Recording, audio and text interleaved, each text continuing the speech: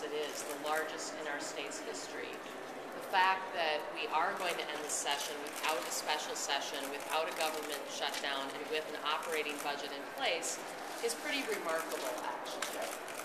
It does remain divided on how to close the remaining gap.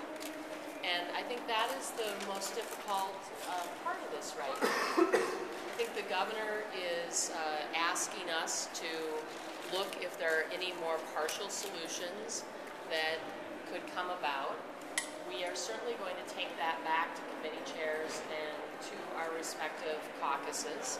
They have been very level-headed and thoughtful about this process. We have worked actually very well with the administration.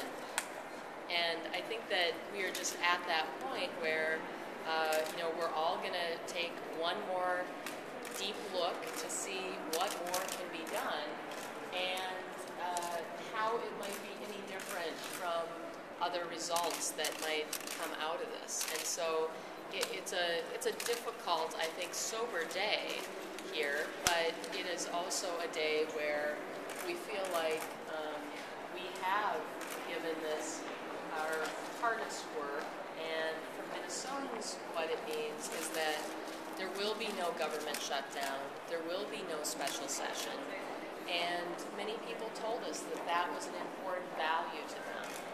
They also have told us that there are other values that are important to them that, we have had a tough time finding agreement with the governor on. So I think, anyone want to add anything? We're actually under call. Oh, we're under call. We may have to go vote. So here, we got the primary issue. When you look back on how this has gone, do you have any regrets? I don't have any regrets, because I'll tell you what. In the last two legislative sessions, so much of the work was done out of the public eye and away from the public being able to participate. And I will tell you, I think one of the most important parts of this is Minnesotans understand more today about their state budget, about what's at stake here, and about the decision making and where the decisions lie in terms of how the decisions get made. And so I don't have regrets about that. I think that the important part of this is that we try one more time to come up with something that can close more of the gap. If that's not possible, we're doing our best here, but I think I have to go vote. So you're saying you can narrow the gap or not close? We're not sure if we can narrow the gap. We're going to take a look. You don't think you can close it? I think that's difficult for what the governor wants. The governor wants to basically have more one-time dollars into this budget through the K-12 shift without any ongoing revenue into the budget. And that is a place where we have solved 5/6 of this state budget with either one-time money or cuts.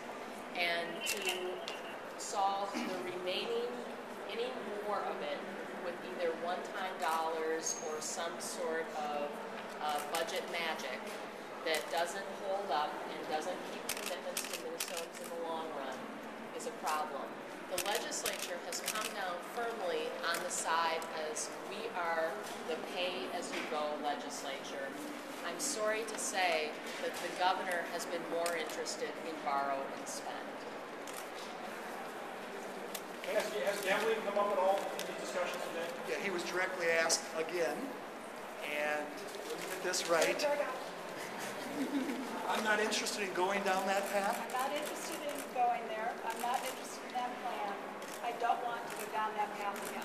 So that's Racino, ETABS, and Gambling, generally. would you be willing to? He's not willing to, so it doesn't seem productive. Okay, thank you very much. Yes, I think we will meet with him again after we, again, we're going to try to narrow things and maybe in the tax area a little bit in terms of some budget reductions in the tax area. What number are you?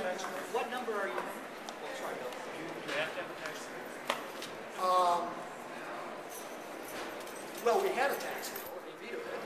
So do we need something to come out of that conference committee? Not necessarily. And we had a tax bill signed.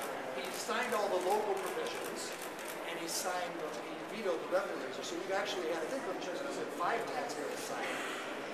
So So I don't think it's necessary to have another tax bill, but if there is something we can do there to improve the situation, we absolutely are interested. What's the gap? So we're going to work all the way up till the deadline tonight to try to accommodate in any way we can, add on to the productivity of the session as best we can.